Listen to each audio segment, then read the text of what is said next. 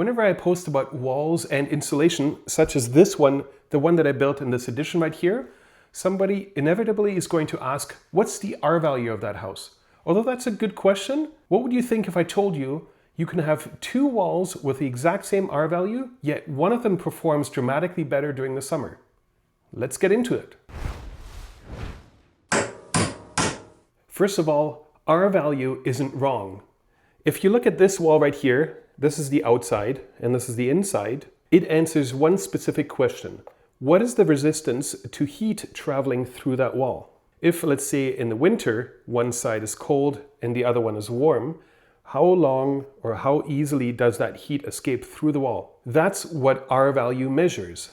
The problem is, houses don't live in a laboratory. The sun comes up in the morning, the heat hits the house, it warms up the wall on the outside, and then the sun goes its way and sets at the end of the day, and then the temperature sinks again. The temperature of the wall and of the house on the outside changes all day long.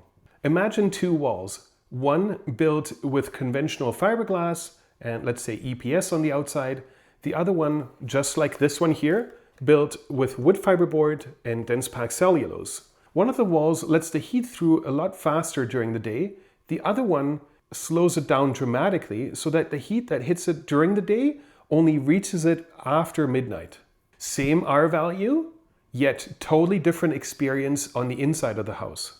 This is where another property becomes important. It's the time that it takes for the heat that hits the house on the outside for it to travel to the inside.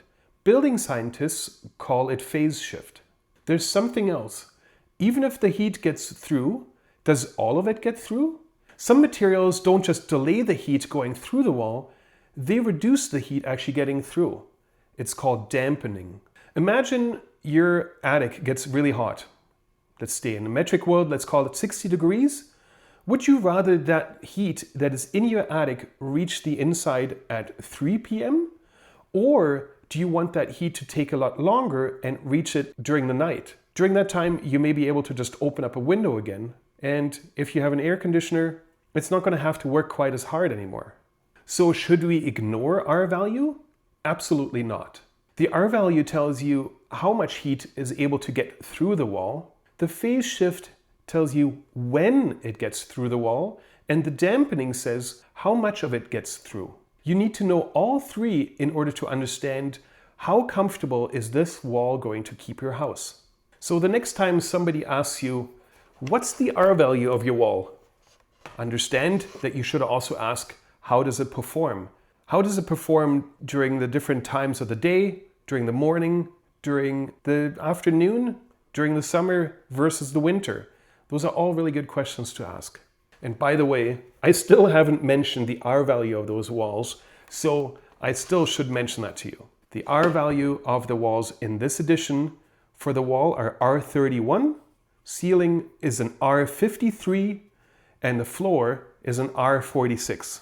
But you don't know what the phase shift is, and you don't know what the dampening is.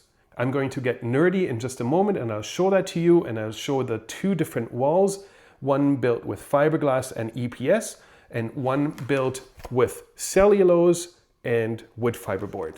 Thanks for hanging in there. If you have any other comments and questions, please leave those down below. I'd appreciate a thumbs up if you like this video, and if you subscribe, then YouTube will tell you the next time I create another video, and we hope you enjoy that one as well. Talk to you soon. So now for the really nerdy science part, let's have a look at this simulation that I did on ubacus.com. This simulates the performance of a wall. On the left side, you can see the wall that I created on the addition. On the right side, you can see a more conventional wall. The wall on the left here uses wood fiberboard, and the one on the right side here uses EPS. The one on the left here uses cellulose dense packed, and on the right side, it uses fiberglass batt insulation. That's the conventional way to do things. I'm going to go to the last page of this document. Here you can see the curves that I was just talking about.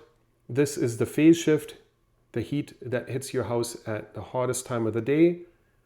And then see that little tiny ripple right there? That's when that heat reaches the inside, 12.8 hours. and the dampening factor here is 20. So if I have a fluctuation of 20 degrees right here, only 1 degree fluctuation reaches the inside here. When I look at this one here, I have that same heat fluctuation on the outside, but the temperature that hits the house at 3 p.m. now gets to it after 7.3 hours.